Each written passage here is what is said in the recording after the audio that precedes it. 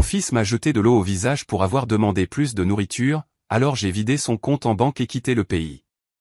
Ceci est mon histoire. J'ai passé ma vie à travailler pour mon fils, lui donnant tout ce que je n'avais jamais eu. De la nourriture, une éducation, un foyer. Je pensais qu'il me respecterait quand je serais vieux. Mais un soir, au dîner, j'ai demandé plus de riz, et il ne s'est pas contenté de dire non. Il m'a jeté de l'eau au visage. Toute la famille a regardé. Personne ne l'a arrêté.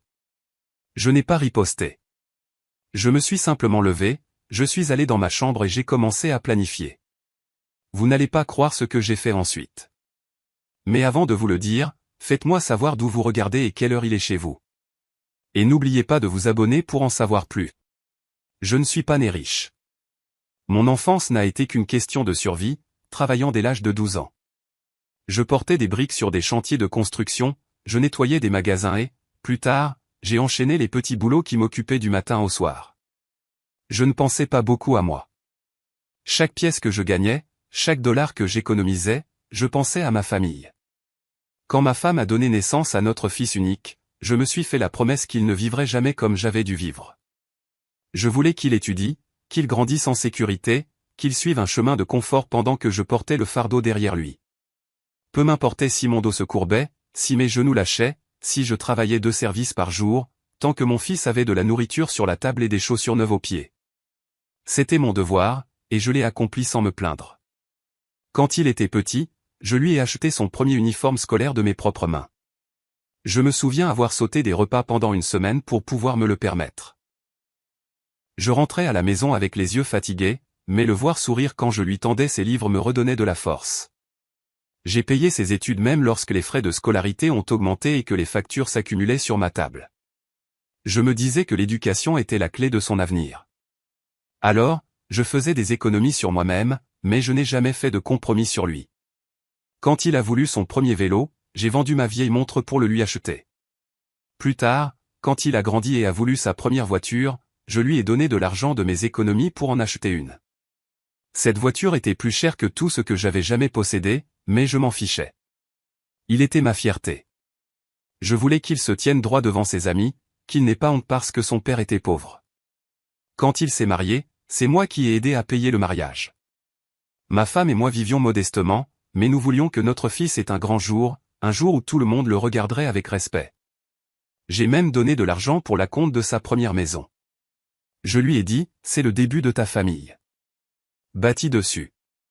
Mais ce que je n'ai pas dit, c'est que l'argent provenait de mes propres économies de retraite.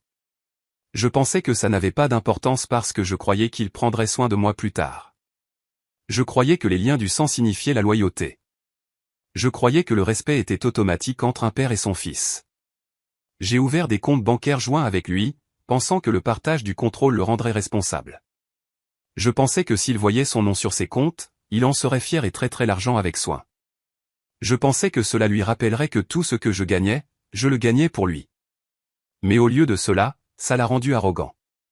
Au lieu d'être reconnaissant, il a commencé à agir comme si tout ce que j'avais était déjà à lui. Il utilisait l'argent librement, achetait des gadgets, partait en voyage, recevait des amis. Chaque fois que je posais des questions sur les économies, il disait « Ne t'inquiète pas, le vieux. Je gère ». Il n'a jamais réalisé que ses comptes étaient toujours les miens en vertu de la loi. Il pensait que ma générosité était sa propriété. Toute ma vie, j'ai travaillé. Toute ma vie, j'ai donné. Et je croyais que mon fils me traiterait avec dignité quand je serais vieux et fragile. Je pensais qu'il dirait « Père, tu en as assez fait. Laisse-moi prendre soin de toi maintenant. » C'était mon rêve. C'est ce qui me faisait continuer à travailler sous la pluie, dans le froid et dans la douleur. Je portais des provisions sur mon dos. Je réparais des toits sous la chaleur. Je conduisais des camions la nuit. Et chaque centime que je gagnais, je l'investissais dans son avenir. Mon identité tout entière est devenue celle du père qui a tout donné. J'en étais fier. Quand les voisins disaient que je gâtais mon fils, je les ignorais. Quand ma femme me disait que je donnais trop, je lui disais de ne pas s'inquiéter car un jour notre fils nous le rendrait avec amour. Mais j'avais tort. Ce que je prenais pour de l'amour était indu. Ce que je prenais pour de la fierté s'est transformé en arrogance. Et ce que je prenais pour une famille s'est transformé en humiliation. En y repensant maintenant, je le vois clairement. Chaque sacrifice que je faisais ne lui apprenait qu'à prendre davantage. Chaque cadeau que je lui faisais ne faisait que le pousser à exiger le suivant. Mon rôle de père a été déformé en celui d'un serviteur, et j'étais trop aveugle pour le remarquer jusqu'à ce qu'il soit trop tard.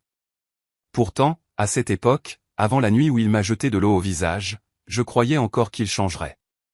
Je pensais encore que si je lui montrais de la patience, il apprendrait le respect. Je pensais encore que si je restais silencieux, il se souviendrait de l'homme qui lui a tout donné. J'avais tort. Les signes de manque de respect ont commencé petitement, presque invisibles, mais ils sont devenus de plus en plus forts avec le temps. Au début, c'était sa façon de me parler. Des réponses courtes, sans contact visuel, comme si m'écouter était une perte de temps pour lui. J'avais l'habitude de m'asseoir dans le salon et d'essayer de lui raconter des histoires sur la façon dont j'avais lutté quand il était jeune. Mais il levait les yeux au ciel et disait « Ouais, je sais que tu as travaillé dur. Tu l'as dit 100 fois. » Il ne voyait pas cela comme de la sagesse. Il voyait ça comme ennuyeux. Je pensais que c'était peut-être juste la jeunesse. Peut-être qu'il était occupé par le travail ou le stress, alors je l'ai excusé. Mais lentement, il est devenu plus évident qu'il ne me voyait plus comme son père.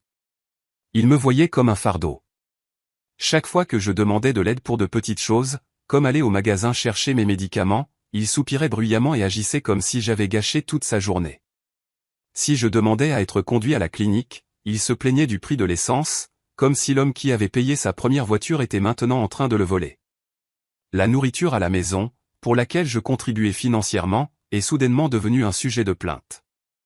Il disait des choses comme « As-tu vraiment besoin de manger autant de riz ?» ou « Tu me coûtes plus cher que mes enfants. » C'était profondément blessant parce que je me souvenais des nuits où j'étais resté affamé pour qu'il puisse manger. Maintenant, le même fils qui avait mangé de mes mains comptait chaque grain que je mettais dans mon assiette. Mes factures médicales sont devenues son arme favorite. Si je lui demandais de couvrir une ordonnance quand j'étais à court d'argent, il marmonnait. « Tu as de la chance que je te laisse même rester ici. » Je voulais lui rappeler que la maison dans laquelle il vivait avait été construite avec ma sueur, mon dos se brisant sous le labeur, mon argent investi dans les briques et le ciment. Mais je restais silencieux parce que je pensais que me disputer avec mon propre fils ne ferait que l'éloigner davantage. Il aimait se vanter auprès des voisins et de la famille qu'il prenait soin de son vieux père. Il parlait fort de la façon dont je vivais dans sa maison, comment il payait pour moi, comme si j'étais un cas de charité. Je ne l'ai jamais corrigé, même si la vérité était différente, parce que je ne voulais pas que les étrangers voient les fissures dans notre famille. Mais à l'intérieur, je m'effondrais. Sa femme a suivi son exemple. Elle me parlait comme si j'étais un invité qui avait abusé de son hospitalité. Si je restais assis trop longtemps dans le salon, elle éteignait la télévision et disait qu'elle avait besoin de calme. Si je laissais mes chaussures près de la porte, elle faisait la grimace et me disait que j'étais désordonné. Une fois, alors que je toussais la nuit, elle a crié depuis sa chambre, les personnes âgées devraient rester dans des maisons de retraite, pas déranger toute la maison. Mon fils l'a entendu et il ne m'a pas défendu. Il a ri. C'est à ce moment-là que j'ai réalisé que le respect avait complètement disparu. Il a commencé à se moquer de mes petits besoins. J'ai les genoux faibles et parfois, quand je m'assois, je fais un bruit sans m'en rendre compte. Il m'imitait devant ses amis, gémissant bruyamment et se tenant le dos pour plaisanter. Tout le monde riait, sauf moi. Je restais assis en silence, me sentant chaque jour plus petit. Je me demandais, est-ce là le fils que j'ai élevé? Est-ce là le garçon que j'ai porté sur mes épaules? Mais aucune réponse ne pouvait donner un sens à tout cela. L'arrogance n'a fait qu'empirer. Quand j'essayais de lui rappeler les sacrifices que j'avais faits, il me coupait la parole en disant « Arrête de vivre dans le passé. Tu as fait ce que tu étais censé faire. Maintenant, c'est ma vie. » Mon existence était réduite à une obligation qu'il n'avait jamais voulu. Je n'étais plus l'homme qui avait bâti ses fondations. J'étais juste le vieil homme dans le coin. Il se plaignait des factures d'épicerie, de l'électricité, des médicaments, même si je contribuais toujours avec l'argent de ma pension. Il parlait comme si chaque dollar que je lui coûtais était un vol, ignorant les millions que j'avais déjà mis entre ses mains. Parfois, il disait, « Tu as de la chance que je ne te fasse pas payer de loyer. » Je voulais crier, « Tu vis sans loyer dans la maison que j'ai construite. » Mais j'ai ravalé mes paroles. Le silence est devenu mon bouclier. Je pensais que le silence était une force. Je pensais que la patience guérirait le manque de respect. Mais la patience n'a fait qu'alimenter son sentiment que tout lui était dû. Mon fils a commencé à se comporter comme le maître de maison, et j'ai été réduit à un serviteur. Il me donnait des ordres. Ferme la porte. Éteins la lumière. Ne t'assois pas là. Chaque ordre était comme un rappel que je n'avais plus de dignité dans ma propre maison. Même les petits-enfants ont commencé à adopter son ton. Ils voyaient comment leur père me parlait et ils l'imitaient. Ils riaient quand je marchais lentement. Ils m'ignoraient quand je leur posais des questions. Ce n'était pas de leur faute. C'étaient des enfants qui apprenaient de leur père. Mais cela faisait mal de voir même leurs yeux perdre le respect pour moi. Je portais cette humiliation en silence. Mais à l'intérieur, je bouillais. Je me souvenais des nuits où je travaillais de service pour qu'ils puissent avoir des cadeaux de Noël sous le sapin. Je me souvenais de la fois où j'avais mis en gage ma seule bague en or pour payer son voyage scolaire. Je me souvenais des sacrifices que personne d'autre n'avait vus. Les batailles que j'avais menées seul juste pour lui donner une chance dans la vie. Et maintenant, ce même fils me traitait comme si je lui devais quelque chose. Le respect avait disparu depuis longtemps. La dignité que j'attendais dans ma vieillesse n'est jamais arrivée. Ce qui l'a remplacé, c'est le sentiment que tout lui était dû, l'arrogance et la moquerie. Je me suis dit que c'était de ma faute. Je l'avais trop gâté. J'avais trop donné. Je ne l'avais jamais fait se battre pour sa propre survie. Je pensais que l'amour enseignerait la gratitude, mais au lieu de cela, il lui a appris la cupidité. Chaque fois que j'essayais de le raisonner, il m'ignorait. Chaque fois que j'essayais de lui rappeler la vérité, il me faisait taire. Je n'étais plus un père à ses yeux. J'étais un fardeau, une nuisance, un vieux meuble qui prenait de la place. Ces premiers signes de manque de respect n'étaient pas des accidents. C'étaient des avertissements de ce qui allait arriver. Et je les ai ignorés jusqu'à la nuit où le manque de respect s'est transformé en humiliation ouverte et où il n'y avait plus moyen de le nier. C'était une soirée simple, rien d'inhabituel, et je m'en souviens clairement parce que les nuits ordinaires cachent souvent les moments qui changent tout. Nous nous sommes assis à table pour le dîner. Sa femme avait cuisiné du riz et des légumes, et les enfants étaient agités, jouant avec leur cuillère au lieu de manger. Je me suis assis tranquillement sur ma chaise, comme toujours, attendant que tout le monde soit servi avant de mettre de la nourriture dans mon assiette. J'avais déjà appris à ne pas me servir en premier, car chaque fois que j'essayais, je recevais des regards irrités, alors j'attendais. Quand les bols sont arrivés jusqu'à moi, j'ai mis une petite quantité dans mon assiette, juste assez pour tenir, et j'ai mangé lentement. Mon appétit n'est plus ce qu'il était. Mais cette nuit-là, après avoir fini ce que j'avais encore faim. J'ai regardé autour de moi, j'ai vu qu'il restait de la nourriture, et j'ai dit poliment, pourrais-je avoir un peu plus de riz ? C'était une simple demande, quelque chose que tout père devrait pouvoir dire dans la maison de son fils sans crainte. Mais la pièce est devenue silencieuse pendant une seconde, puis le visage de mon fils s'est tordu d'agacement. Il m'a regardé comme si je l'avais insulté. Il n'a pas dit un mot au début, il a juste attrapé le verre d'eau posé à côté de son assiette. Avant que je puisse comprendre ce qui se passait, il s'est penché sur la table et m'a jeté l'eau directement au visage.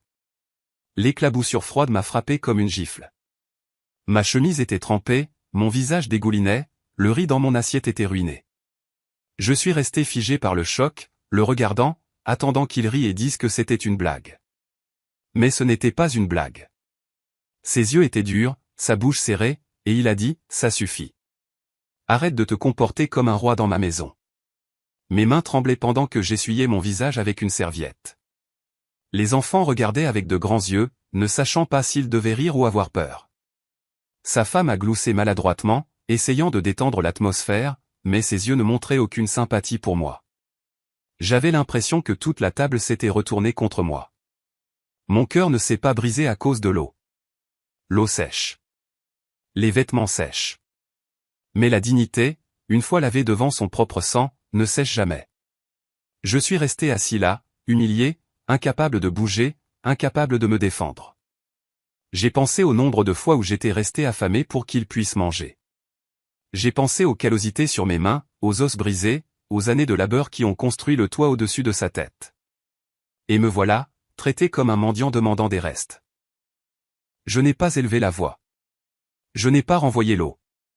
Je ne l'ai pas maudit ni ne suis sorti en colère. Je suis juste resté assis en silence, laissant l'eau couler sur mon visage, dans ma chemise, sur le sol, pendant que mon fils retournait à son repas comme si de rien n'était. Ce silence était plus lourd que n'importe quel cri que j'aurais pu pousser. C'était le silence d'un père réalisant que son fils ne le voyait plus du tout comme un père. La table du dîner ressemblait à une salle d'audience, et j'avais été condamné sans défense. Chaque bouchée qu'il a prise après m'avoir jeté de l'eau au visage était un rappel qu'il me voyait comme inférieur à lui, inférieur à la famille. J'ai jeté un coup d'œil aux petits enfants qui chuchotaient entre eux, souriant de la scène comme si c'était un divertissement.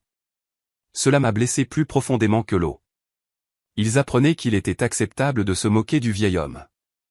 Ils apprenaient que la dignité de leur grand-père ne valait rien.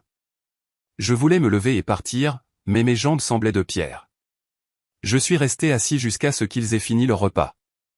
Personne ne m'a offert plus de nourriture. Personne ne s'est excusé.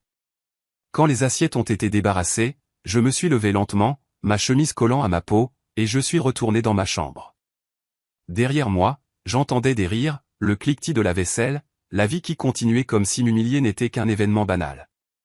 Dans ma chambre, je me suis assis sur le bord de mon lit, l'eau dégoulinant encore de mes cheveux, et j'ai regardé mes mains. Elles tremblaient, non pas à cause de l'âge, mais de rage. J'ai pensé à la première fois que je l'ai tenu dans mes bras, bébé, à quel point il était petit, sans défense, comment j'avais promis de le protéger. Et maintenant, ce même enfant m'avait jeté de l'eau au visage parce que j'avais demandé de la nourriture.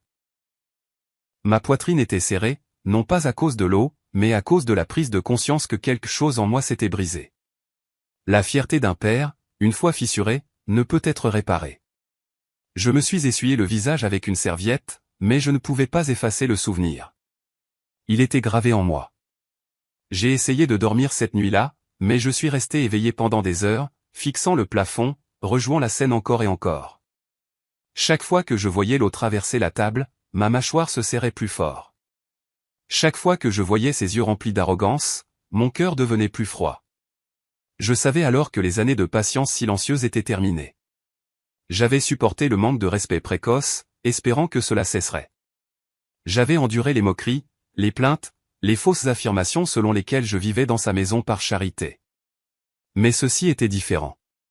Ce n'était pas seulement un manque de respect. C'était une humiliation ouverte. C'était un message, tu n'es rien.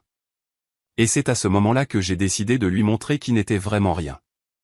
Quand je me suis éloigné de cette table et que j'ai fermé la porte de ma chambre, le silence à l'intérieur de ces 4 murs était plus lourd que tout ce que j'avais jamais porté dans ma vie.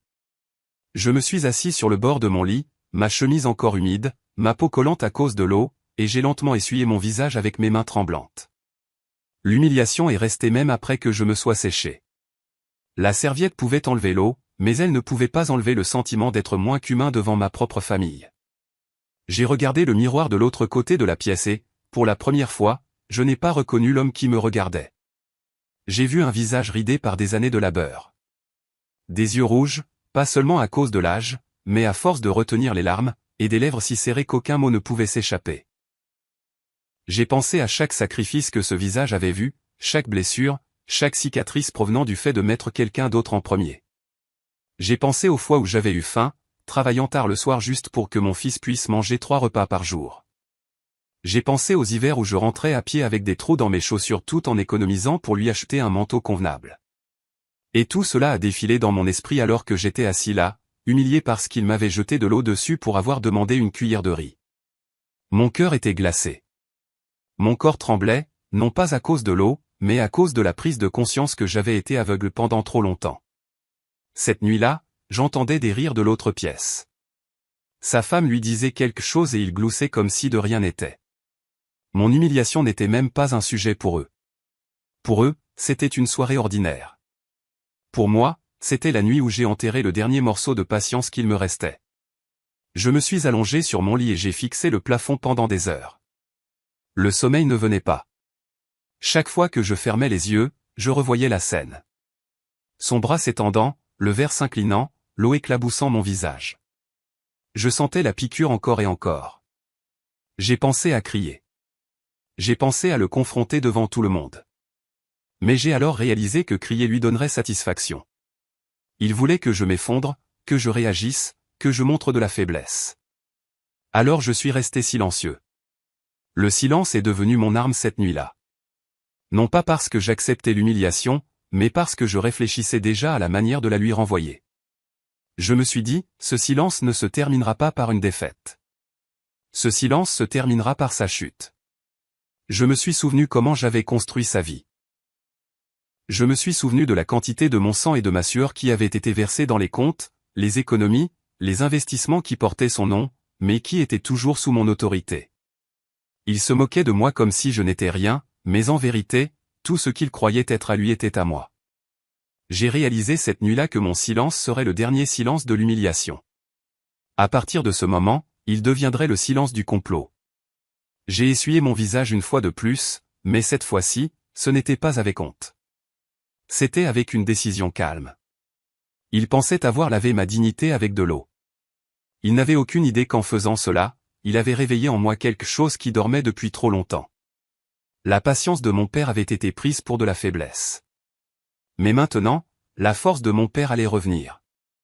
J'ai pensé à ce qu'il ressentirait si un matin il se réveillait et réalisait que la vie dont il se vantait, l'argent qu'il dépensait si nonchalamment, le pouvoir qu'il croyait avoir, avait disparu.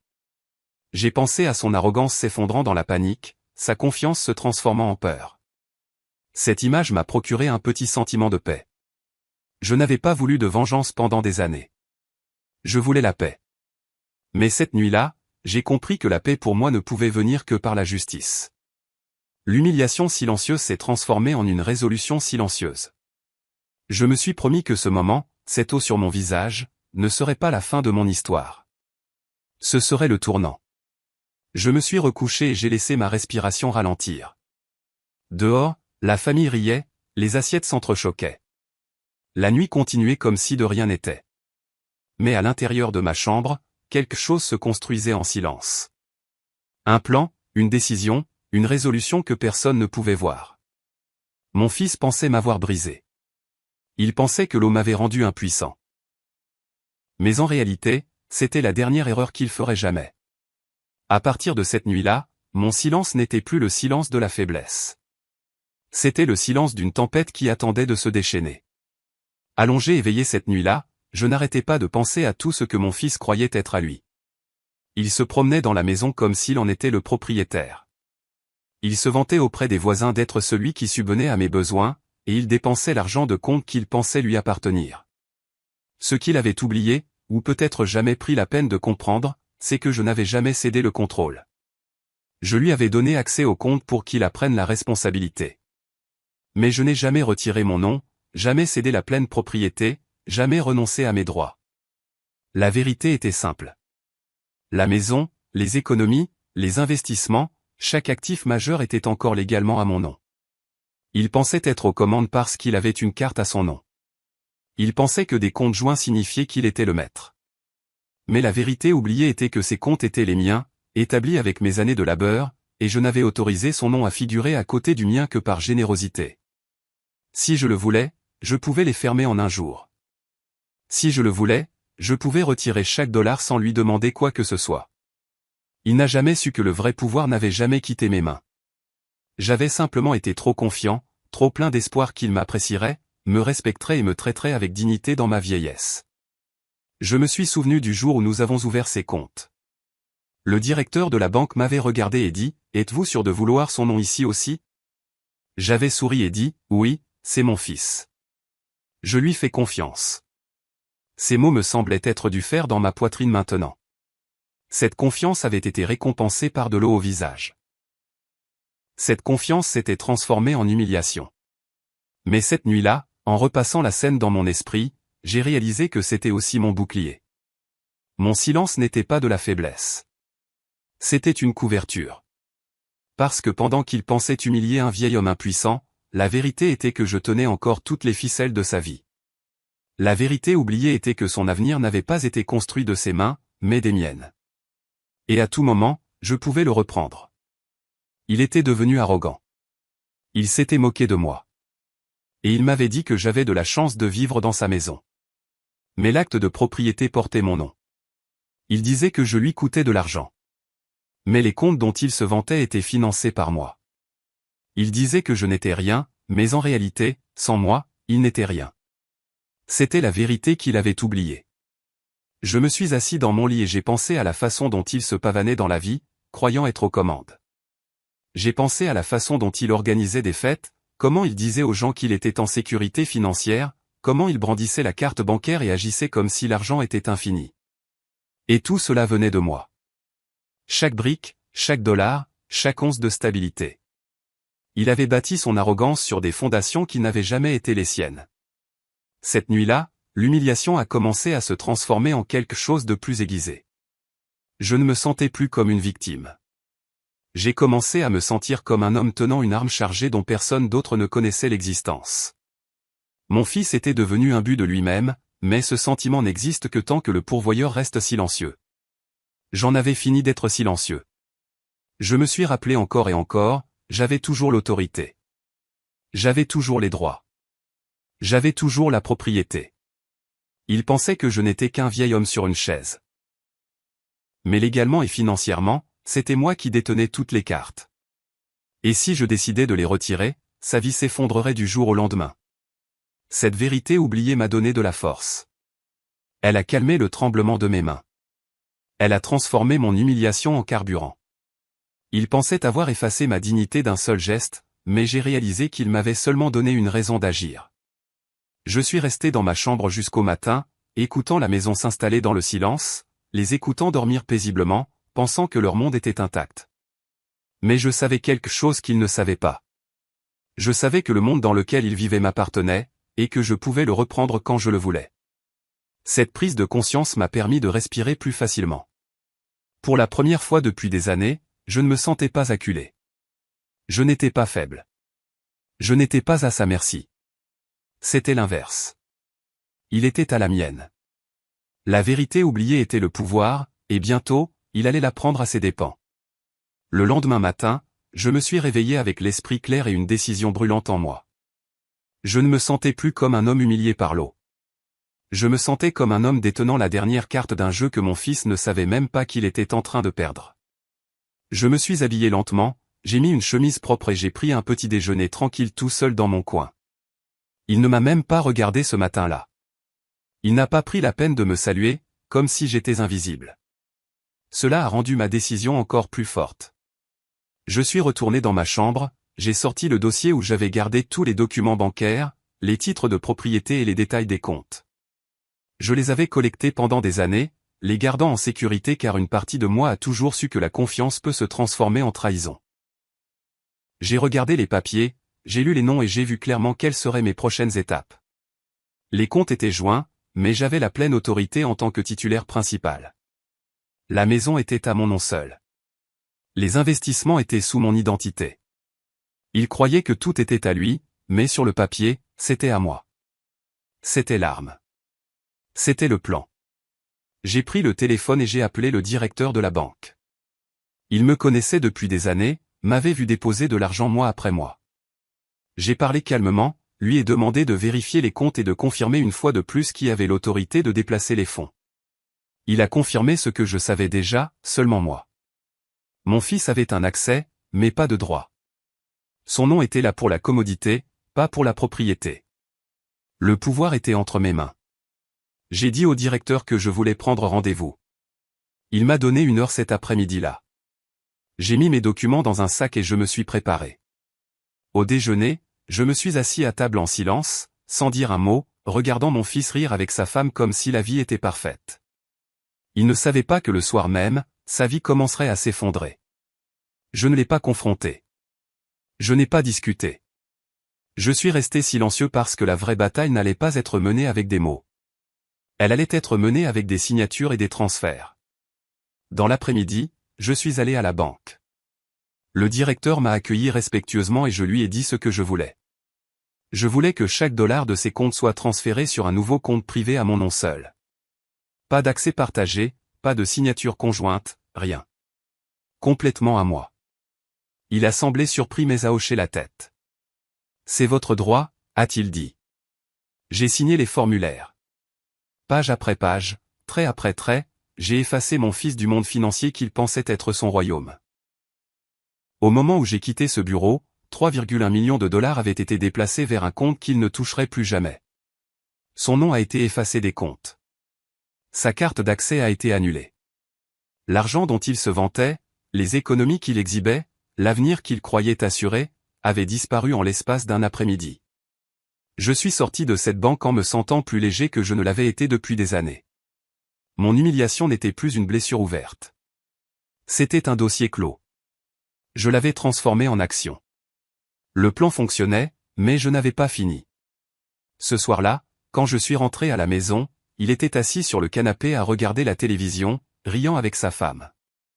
Il n'a même pas remarqué le changement dans mon expression. Il ne savait pas que je venais de tout lui enlever. Je me suis assis tranquillement, j'ai bu un verre d'eau et j'ai gardé le silence. Je n'ai pas dit un mot parce que le plan ne consistait pas en une confrontation. Il consistait à regarder son arrogance s'effondrer d'elle-même.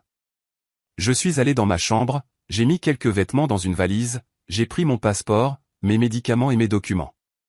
J'ai réservé un billet en ligne, un aller simple pour l'étranger. Un nouveau départ, loin de son arrogance. Il ne le verrait pas venir. Il se réveillerait un matin et trouverait ses cartes refusées, ses comptes vides, son monde en ruine, et je serais déjà parti. J'ai regardé la pièce une dernière fois et je n'ai ressenti aucune tristesse. Ce n'était plus ma maison. C'était ma prison. Et j'étais sur le point de m'en libérer. Le plan était simple mais final. Tout reprendre, partir sans un mot, et le laisser s'étouffer dans le silence. Cette nuit-là, j'ai dormi paisiblement pour la première fois depuis des années. L'eau qu'il m'avait jetée au visage avait séché, mais la tache sur son âme ne s'effacerait jamais.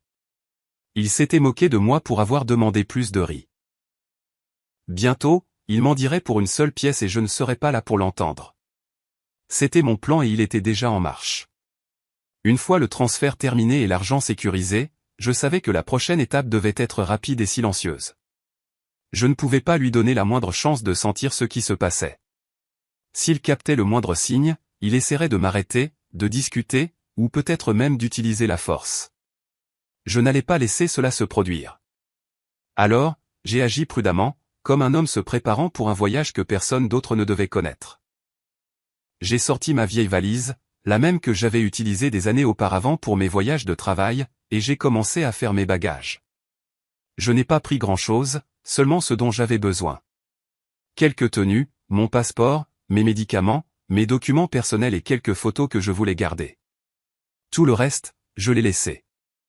Je ne voulais pas de poids. Je voulais la liberté. J'ai plié mes vêtements soigneusement, j'ai glissé les papiers dans une poche cachée et j'ai fermé la valise.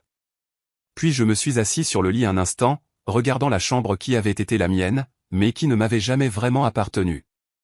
Elle était censée être mon refuge dans la vieillesse, mais elle était devenue une cage. Je n'ai ressenti aucune tristesse en la quittant. Au contraire, j'ai ressenti un soulagement. J'ai vérifié mon téléphone et confirmé la réservation que j'avais faite la veille. Un aller simple pour l'étranger. J'ai choisi un pays où personne ne me chercherait, une ville côtière où je pourrais vivre tranquillement sans interférence, où personne ne connaîtrait le nom de mon fils ni mon humiliation. J'ai organisé le vol pour dans 2 jours. Assez de temps pour me préparer, mais pas assez pour que quelqu'un s'en aperçoive. Pendant ces 2 jours, j'ai gardé un comportement normal. Je prenais mes repas en silence. Je m'asseyais dans mon coin du salon quand c'était nécessaire et je ne les dérangeais pas. Mon fils s'est encore moqué de moi pour mon silence, disant « Le vieil homme n'a plus rien à dire ». J'ai souri intérieurement car il n'avait aucune idée que bientôt, il aurait tout à dire et plus rien à quoi se raccrocher. J'ai retiré de petites sommes d'argent liquide pour éviter les soupçons, répartis dans différentes agences, jusqu'à ce que j'ai assez en main pour emporter avec moi. J'ai contacté mon avocat par email, lui demandant de préparer une lettre scellée à remettre à mon fils après mon départ. Je lui ai demandé de ne pas mentionner où j'allais, seulement de confirmer que ma décision était finale. L'avocat a accepté, et je lui ai fait confiance pour exécuter mes instructions. La dernière nuit, j'ai à peine dormi. Je suis resté éveillé, écoutant les craquements de la maison, les rires provenant de la télévision dans l'autre pièce, et j'ai ressenti un calme étrange. Je savais que c'était la dernière nuit où j'entendrais ces sons. À l'aube, je me suis habillé, j'ai pris ma valise et j'ai quitté la maison sans un mot. Personne ne m'a vu partir. Mon fils dormait. Sa femme ronflait à côté de lui, et les enfants étaient perdus dans leurs rêves. Je suis sorti dans l'air frais du matin et j'ai senti un poids se soulever de ma poitrine. La rue était calme, le ciel s'éclaircissait lentement, et pour la première fois depuis des années, j'avais l'impression de marcher en homme libre. J'ai appelé un taxi et je suis allé directement à l'aéroport. Le trajet a été long, mais je n'ai pas regardé en arrière. J'ai gardé les yeux vers l'avant, regardant la ville s'estomper au loin, sachant que je m'effaçais de leur vie. À l'aéroport, j'ai suivi les procédures calmement, j'ai enregistré ma valise, j'ai montré mon passeport et j'ai attendu à la porte d'embarquement. Autour de moi, il y avait des familles, des couples, des voyageurs se précipitant vers leurs vacances. Mais je suis resté assis en silence, un homme partant non pas pour le plaisir, mais pour la justice. Quand mon embarquement a été appelé, j'ai marché dans le couloir d'un pas sûr.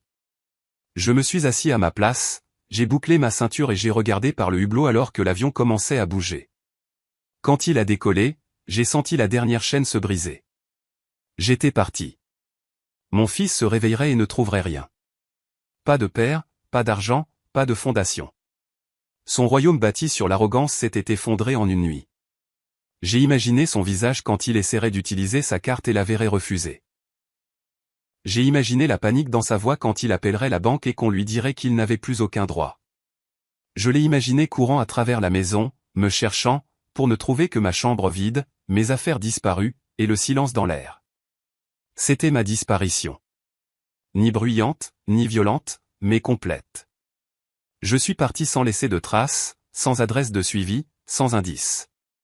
Je me suis effacé de son monde, de la même manière qu'il avait tenté d'effacer ma dignité. Alors que l'avion fendait les nuages, je me suis adossé et j'ai fermé les yeux. Je n'étais plus humilié. Je n'étais plus le vieil homme moqué à la table du dîner.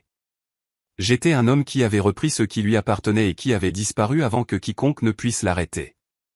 C'était le début de ma nouvelle vie et la fin de la sienne. Le matin où j'ai disparu, mon fils s'est réveillé comme si c'était un jour ordinaire.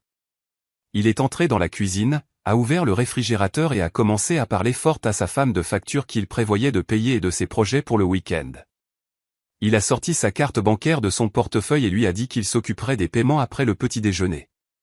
Il a essayé de se connecter à son compte sur son téléphone, et c'est à ce moment-là que son sourire s'est estompé. L'écran affichait une erreur. Il a réessayé, tapant plus fort, les sourcils froncés. Toujours le même message. Il a marmonné, agacé, et a attrapé son autre carte.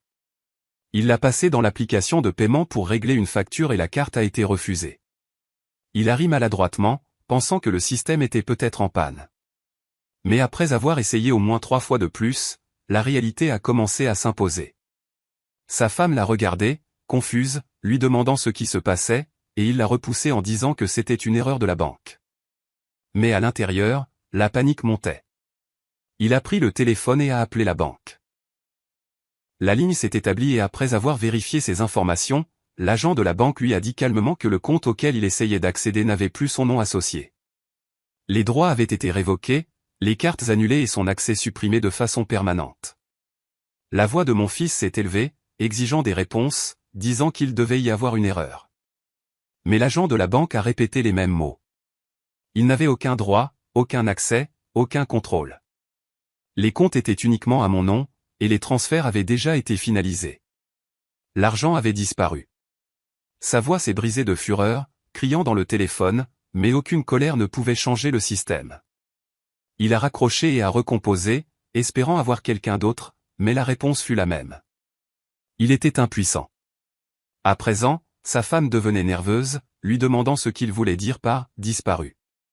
Il a essayé de mentir, disant que c'était un blocage temporaire, mais elle a insisté, et son silence l'a trahi. Son arrogance de la veille avait disparu. Son visage est devenu pâle, ses mains tremblaient, et il a réalisé que tout ce qu'il croyait être à lui, les économies, la sécurité, l'avenir avait disparu en une nuit.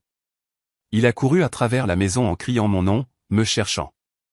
Mais quand il a ouvert ma chambre, il n'a trouvé que le lit vide, les étagères nues et l'écho silencieux de l'absence. Ma valise était partie, mes documents étaient partis, ma présence était partie. Ce silence était la punition la plus bruyante de toutes. Il a appelé mon téléphone à plusieurs reprises, mais je l'avais déjà éteint et jeté la carte SIM. Il a envoyé message sur message, ses mots passant de la colère à la panique, puis à la supplication. D'abord, il a écrit « Que as-tu fait ?» Puis « Tu ne peux pas me faire ça. » Et plus tard, s'il te plaît, père, parlons. Mais aucun de ces mots ne m'est parvenu. J'avais déjà effacé cette ligne de communication. Sa femme se tenait dans la cuisine, le regardant avec incrédulité, réalisant que l'homme qui se vantait d'être aux commandes n'avait plus rien. Les enfants le regardaient faire les 100 pas, crier, puis s'effondrer sur une chaise, la tête entre les mains. Pour la première fois, ils voyaient leur père impuissant. Pour la première fois, ils voyaient la peur dans ses yeux. Il a essayé de se rendre à la banque en voiture, exigeant de parler au directeur, mais la banque est restée ferme. Ils lui ont montré les documents que j'avais signés. Légalement, il n'était rien. Il est sorti de cette banque, l'ombre de l'homme qui se pavanait autrefois dans ses couloirs. Son arrogance n'avait plus de socle sur lequel reposer. Les appels qu'il a passés à ses amis sont restés sans réponse une fois qu'ils ont réalisé qu'ils ne pourraient pas rembourser ce qu'il leur devait. Les factures se sont accumulées sans argent pour les couvrir. Le style de vie qu'il avait affiché a commencé à s'effondrer, morceau par morceau. Sa femme est devenue froide envers lui demandant pourquoi il avait menti, pourquoi il lui avait fait croire qu'ils étaient en sécurité, alors qu'en vérité, tout venait de moi. Les disputes entre eux devenaient plus bruyantes chaque nuit, et les voisins ont commencé à chuchoter. L'homme qui se moquait autrefois de son père parce qu'il demandait de la nourriture se démenait maintenant pour savoir comment nourrir sa propre famille. La panique s'est transformée en honte, et la honte en silence. L'humiliation qu'il m'avait infligée à cette table lui est revenue au décuple. Les conséquences de mon départ n'étaient pas seulement la perte d'argent. C'était la perte de son image, de sa fierté, de son pouvoir et de son contrôle. Il a appris qu'un homme qui jette de l'eau sur son père doit être prêt à voir son avenir s'assécher. Il pensait que j'étais faible. Il pensait que j'étais vieux et inutile. Mais quand la vérité s'est abattue sur lui, c'est lui qui s'est retrouvé vide. Telles furent les conséquences. Son arrogance réduite en cendres, sa famille ébranlée, son avenir effacé, et mon silence plus retentissant que n'importe quel discours de vengeance que j'aurais pu prononcer. Les semaines passèrent après ma disparition, et la vie de mon fils s'effondrait morceau par morceau. Son arrogance avait été remplacée par le désespoir. Ses appels téléphoniques restaient sans réponse, ses messages non lus, ses tentatives pour me retrouver échouaient toutes. Il est allé voir des parents pour leur demander s'ils m'avaient vu, mais personne ne savait rien car je n'avais rien dit à personne. Sa femme devenait plus froide chaque jour, le blâmant pour le désastre. Et ses enfants commençaient à sentir que la sécurité dont ils jouissaient autrefois avait disparu. L'homme qui se pavanait autrefois avec fierté marchait maintenant les épaules courbées, la tête basse et les yeux pleins d'inquiétude. Mais je n'avais pas fini.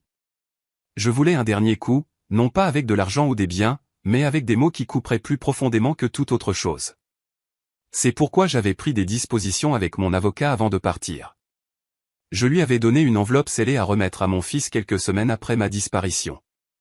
À l'intérieur, il y avait un simple mot. Mon avocat a attendu, observant le chaos grandir jusqu'à ce que le bon moment soit venu. Puis, un après-midi, alors que mon fils était assis dans son salon, entouré de factures impayées, sa femme en colère et ses enfants silencieux, on a frappé à la porte. Il a ouvert et a trouvé l'avocat debout là, une enveloppe à la main. Mon fils a semblé confus, a demandé ce que c'était, et l'avocat a simplement dit, de la part de votre père. Les mains de mon fils tremblaient en l'ouvrant. La lettre à l'intérieur était courte, seulement 2 phrases écrites de ma main. Elle disait, « Tu m'as jeté de l'eau au visage. J'ai asséché la vie que tu croyais t'appartenir. » C'était tout. Pas de signature, pas d'adresse de retour, rien d'autre, juste la finalité. Mon fils a lu les mots encore et encore, son visage passant de la colère à l'incrédulité, puis au chagrin. Sa femme s'est penchée, l'a lu aussi, et s'est éloignée sans un mot. Le silence dans cette pièce était plus lourd que tout ce qu'il avait jamais ressenti. Il a réalisé à ce moment-là que ce n'était pas une erreur, pas une punition temporaire, mais la conséquence permanente de ses actes. Il a essayé de rappeler l'avocat, exigeant de savoir où j'étais, mais l'avocat a simplement répété ce que je lui avais demandé de dire. Votre père a pris sa décision. C'est tout ce que vous avez besoin de savoir. Mon fils a crié, supplié, menacé, mais rien n'y a fait. L'avocat est parti et mon fils est resté seul sur le seuil, tenant le papier qui mettait fin à son monde. Ce petit mot était plus puissant que n'importe quelle confrontation. Il lui rappelait la nuit où il m'avait humilié, le moment où il pensait que j'étais impuissant, et il lui montrait à quel point il avait eu tort. Il a compris que le respect ne s'achète pas et qu'une fois perdu, il ne peut être retrouvé. Il a compris que son père n'était pas faible, pas sans défense, mais le fondement même sur lequel il s'était tenu. Et quand ce fondement a été retiré, il ne lui restait plus rien. Il a gardé le mot, espérant peut-être qu'un jour je reviendrai, mais je ne le ferai jamais. Ce message était le dernier lien entre nous. Un rappel, une punition et une vérité gravée dans son esprit pour toujours. Après avoir envoyé ce dernier message par l'intermédiaire de mon avocat, j'ai clos le dernier chapitre de ma vie avec mon fils. Je n'ai pas vérifié s'il y avait des réponses. Je n'ai pas demandé de nouvelles. Je ne voulais pas entendre parler de sa chute directement. Ma vengeance ne consistait pas à le regarder pleurer ou supplier. Ma vengeance consistait à m'assurer qu'il comprenne qu'il avait détruit le pont même qu'il avait porté toute sa vie. Et maintenant, il devrait affronter le vide seul. J'ai commencé ma nouvelle vie dans une ville côtière tranquille à l'étranger, loin de la maison où j'avais été humilié. Ici, personne ne connaissait mon nom, personne ne connaissait mon passé, et personne ne me traitait de fardeau. J'ai loué un petit appartement près de la mer, simple mais paisible. Le matin, je me promenais le long du rivage, respirant l'air salin, sentant le sable sous mes pieds et écoutant les vagues se briser contre les rochers. Chaque pas me rappelait que j'étais libre, que j'avais repris ma dignité. L'après-midi, je m'asseyais à un café avec un journal, sirotant mon café lentement, sans me soucier que quelqu'un se moque de moi ou me presse. Le soir, je préparais des repas simples, de petites portions que j'appréciais sans que personne ne lève les yeux au ciel. La vie est devenue calme, mais c'était un calme qui me guérissait au lieu de me briser. Parfois, je pensais à mon fils, et je me demandais s'il essayait toujours d'expliquer à sa femme que tout avait disparu, ou s'il regardait encore ce mot avec colère ou regret. Mais ces pensées ne me faisaient plus de mal. Elles me rappelaient ma justice. Il m'avait jeté de l'eau, essayant de laver ma dignité devant sa famille. Mais en retour, j'avais lavé son avenir d'un trait de plume. Il avait oublié que tout ce qu'il avait venait de moi, et je me suis assuré qu'il s'en souvienne de la manière la plus dure possible. Mon avocat m'a écrit une fois plus tard, non pas avec des détails, mais avec l'assurance que mes instructions avaient été suivies à la lettre, qu'il ne restait plus rien à réclamer pour mon fils. Les comptes étaient à moi. La maison avait été transférée. Les investissements sécurisés. Mon fils n'avait plus que sa fierté. Et la fierté ne nourrit pas une famille. C'était sa punition. Ma justice n'était pas une question de cris, ni de poings, ni de bagarres. C'était une question de silence, de papier et de finalité. La justice pour moi n'était pas de le voir souffrir. C'était de savoir qu'il ne pouvait plus me contrôler, plus m'humilier, plus prétendre qu'il était le maître de ce que j'avais construit. La justice, c'était de marcher le long de la mer sans poids sur les épaules. La justice, c'était de savoir que lorsqu'il regarderait son compte en banque vide, il se souviendrait de ce moment à table pour le reste de sa vie. Il se souviendrait de l'eau. Il se souviendrait de mon silence. Et il comprendrait trop tard que son père n'avait jamais été impuissant. Au final, il a tout perdu parce qu'il n'a pas pu donner la plus petite des choses, le respect.